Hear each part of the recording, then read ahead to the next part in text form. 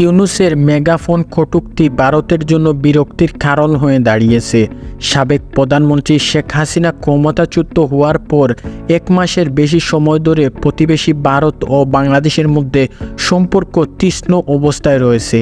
এদিকে যখন শেখ হাসিনা ভারতে থাকার বিষয়টি বাংলাদেশের ক্ষোভের কারণ হয়ে দাঁড়িয়েছে, অন্যদিকে বাংলাদেশের অভ্যন্তরীণ সরকার প্রধান মোহাম্মদ ইউনূসের সাম্প্রতিক এক সাক্ষাৎকার ভারতকে অবাক করে দিয়েছে।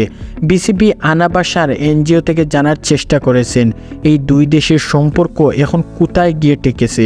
শেখ হাসিনাকে ভারতপন্থী হিসাবে দেখা হয় এবং তার 15 বছর শাসনমূলে দুই দেশের কৌশল এবং অর্থনৈতিক সম্পর্ক বেশ ঘনিষ্ঠ ছিল। শেখ হাসিনা ক্ষমতায় থাকার সময়টি ভারতের নিরাপত্তার জন্য সুবিধাজনক ছিল, কারণ শেখ হাসিনা বাংলাদেশ থেকে পরিচালিত কিছু ভারত বিরোধী পৃষ্ঠহী দমন করেছিল, কিছু সীমান্ত বিরোধ এবং নিষ্পত্তি করেছিল।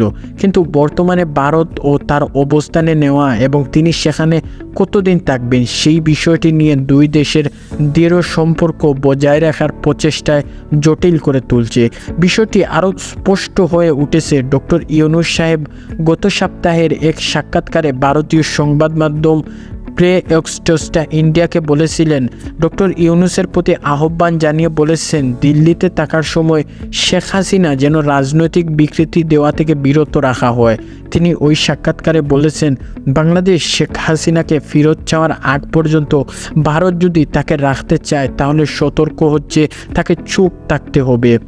শেখ হাসিনা দিল্লিতে যাবার পর যে বিকৃতি দিয়েছে তা বাংলাদেশের ক্ষোভকে সৃষ্টি করেছে।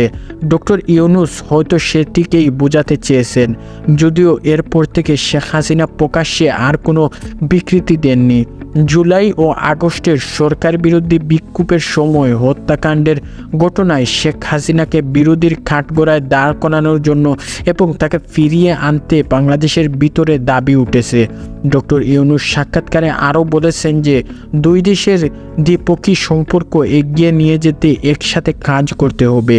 দুই দেশের সম্পর্ক এখন নিম্ন পর্যায়ে আছে বলে তিনি বর্ণনা করেন।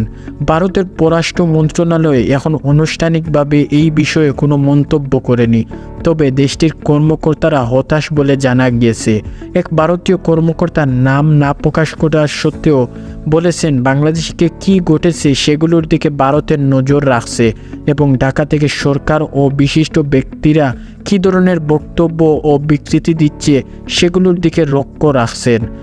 ইউনূসের এ ধরনের বক্তব্যকে ভারতের সাবেক কটূক্তি এবং মেগাফোন কটূক্তি হিসাবে বর্ণনা করেছেন এবং বিষয়টি তারা বিমোহিত হয়েছেন। ডক্টর ইউনূস সাহেবের মাধ্যমে বিতর্কিত এবং দ্বিপাক্ষিক বিষয় নিয়ে আলোচনা করার চেষ্টা করেছেন বলে তারা মনে করেন।